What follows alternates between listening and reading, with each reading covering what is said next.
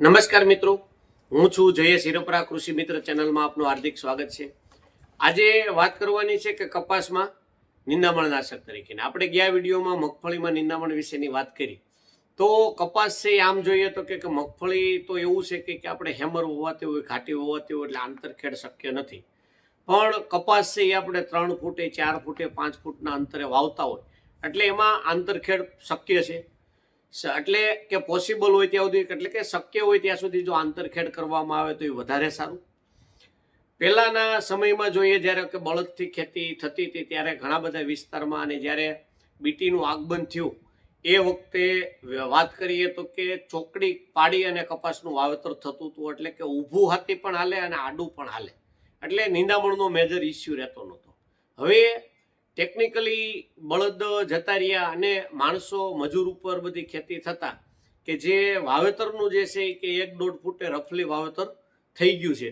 એટલે આંતરખેડમાં જો આડું હાથી હાંકવાની સિસ્ટમ અત્યારે આમ જોવા મળતી નથી, પણ ઊભું હાથી હાંકવાનું, એટલે કે જે આપણે ચાહમાં જે રેગ્યુલર હાંકી છે એ જ હાંકવામાં આવે તો પણ પાટલાનું છે કે વચ્ચેનું જે છે એ નિંદામણ ઘણું બધું દૂર થઈ જાય. હવે નિંદામણની પરિસ્થિતિ ક્યારે થાય છે કે જ્યારે આપણે શરૂઆતમાં જો વરસાદ માપે હોય, વાયરું ખેંચાણું હોય તો બહુ નિંદામણ નાશકનો ઉપયોગ કરવામાં આવતો નથી.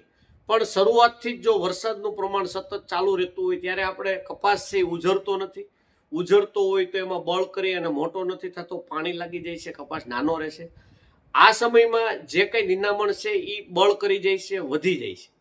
હવે કપાસ છે એ દ્વિદળી પાક છે, એટલે કે એમાં 2 પ્રકારના ખડ ઉગતા હોય છે. તો આપણે ઇઝીલી જે નિયંત્રણ કરવા માટે જોઈએ કે કાળિયું ખારિયું કૂટેલું કણેરું છે તો એમાં ક્વિઝાલોફોપ છે કે પ્રોપાક્વિઝાફોપ છે કે આનાથી આપણે એ નિંદામણને આપણે નિયંત્રણ કરી શકીએ છીએ.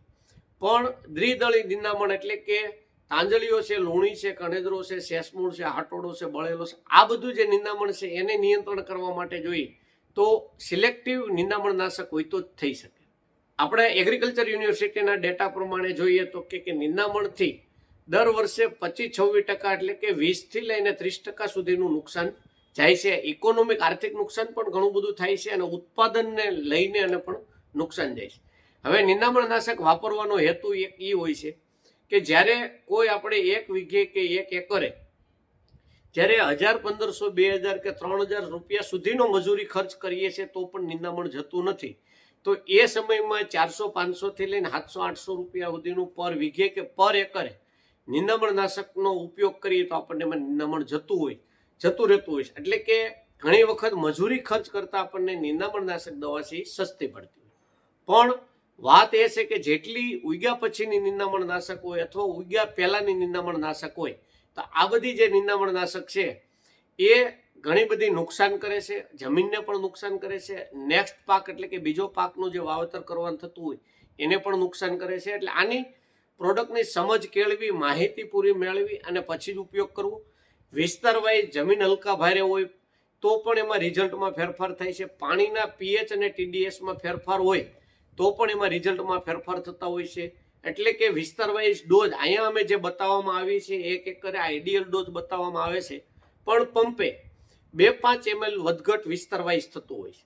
હવે કપાસમાં 2 પ્રકારના નિંદામણ બાળતા હોય એવું જો મોલેક્યુલની વાત કરીએ તો કે ક્વિઝાલોફોપ ઇથાઇલ અને પાયરીથાયોબેક સોડિયમ કરીને જે કોમ્બિનેશન આવે છે એ 450 ml પર એકર એટલે કે 45 ml 15 લીટરના પંપમાં નાખીને ઉપયોગ કરવાનો. હવે આનું જ છે વિસ્તાર વાઇઝ વાત કરીએ તો કે 40 થી લઈને 50 ml સુધી પંપમાં નખાતું હોય છે. હવે આની અંદર ગોળ પાંદવાળા અને લાંબા પાંદવાળા બે ખડ બળે છે.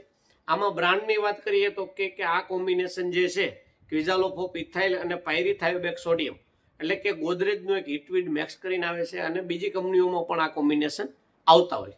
હવે આનો જે ઉપયોગ છે એ ડોઝમાં ઘણી વખત એવું થાય કે હેવી કરાળ જમીન હોય, વધુ ભેજવાળી જમીન હોય અને આપણે 40 મિલી રાખ્યું હોય તો અસરકારક પરિણામ મળતું નથી. તો 50 ml કરવું તો એ 50 ml તમે જે કાંઈ દુકાનેથી લ્યો છો એ દુકાનદાર પાસેથી માહિતી લઈ અને પછી જ કરવું. નહીતર એવું બનશે કે કપાસ પણ એમાં બળભંગ થઈ જાય છે, કપાસને પણ આડઅસર થશે. એટલે એ ના થાય, કેમ કે આ વસ્તુ જે છે કપાસમાં ચાહની અંદર ઉપર છાંટવાની વસ્તુ છે કે ઊભા કપાસમાં ચાહ ઉપર છાંટવામાં આવે તો કપાસ સિવાયનું બધું આમાં બળી જાય છે. તો આ ટાઈપની નિંદામણનાશક આમાં આવે છે. આપણે આગળ જેમ મગફળીની વાત કરીએ એમ કપાસમાં પણ આવે, પણ શક્ય હોય ત્યાં સુધી આપણે જો આંતરખેડ કરવામાં આવે તો એમાં બે રીતે સારું રહે કે એમાં જે ઘાસ છે એ કપાય અને બળી જાય અને એનું મલ્ચિંગ થઈ જાય છે, અને બીજું કે આની આડઅસર નથી થતી. વિશેષ માહિતી જોઈતી હોય તો આમાં ડિસ્પ્લે ઉપર જે નંબર બતાવવામાં આવ્યો એ નંબર ઉપર ફોન કરી વિશેષ માહિતી પણ મેળવી શકો છો. જો આ વિડીયો સારો લાગ્યો હોય તો અન્ય ગ્રુપમાં શેર કરો અને અમારી ચેનલ સાથે જોડાયેલા રહો. નમસ્કાર.